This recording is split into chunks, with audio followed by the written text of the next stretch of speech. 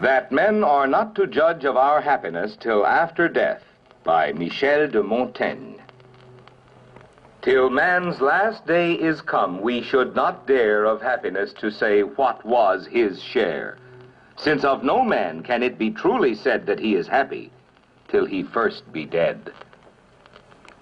Children know the story of King Croesus to this effect, that having been taken prisoner by Cyrus and condemned to die, as he was about to be executed, he cried out, "O Solon, Solon!"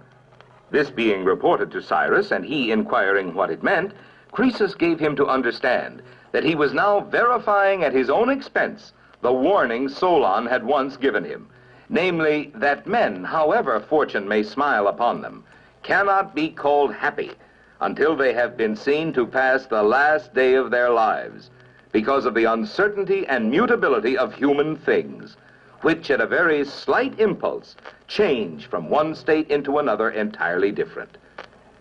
And for this reason, Agesilaus replied to someone who was saying that the king of Persia was happy to have come so young to so mighty a kingdom, "True, but neither was Priam unhappy at that age." In a short space of time, kings of Macedon, successors to the mighty Alexander, are turned into carpenters and clerks at Rome, tyrants of Sicily into schoolmasters at Corinth.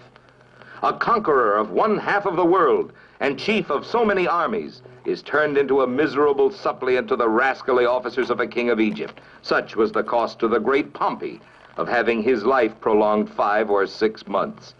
And in our fathers' days, Lodovico Sforza, the 10th Duke of Milan, under whom all Italy had so long trembled, was seen to die a prisoner at Loches, but not till he had lived 10 years there, which was the worst part of his fortune.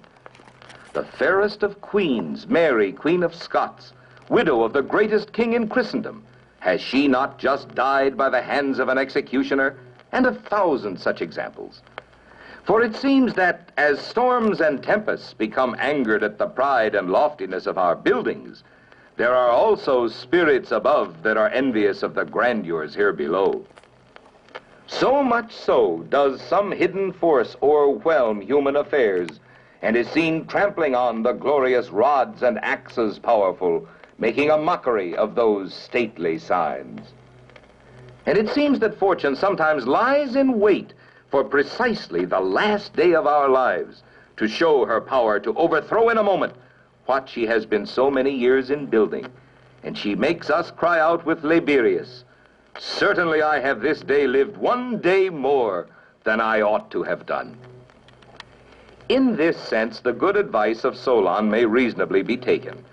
But since he is a philosopher, men for whom the favors and disgraces of fortune rank neither as happiness nor unhappiness, and with whom grandeurs and power are accidents of an almost indifferent nature, I find it likely that he had some further aim, and that his meaning was that this very felicity of our life, which depends upon the tranquility and contentment of a well-born spirit, and upon the resolution and assurance of a well-ordered soul, ought never to be attributed to any man until he has been seen to play the last and doubtless the hardest act of his comedy.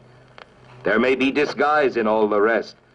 Either these fine philosophical discourses are only for the sake of appearance, or circumstances not testing us to the quick give us leisure to keep our countenance always calm. But in this last scene between death and ourselves, there is no more counterfeiting. We must speak plain. We must show what there is good and clean in the bottom of the pot. For then at last from deep within his breast true words are forced, the mask is wrenched away, reality remains. That is why all the other actions of our life ought to be tried and tested by this last act. It is the master day. It is the day that is to judge of all the rest.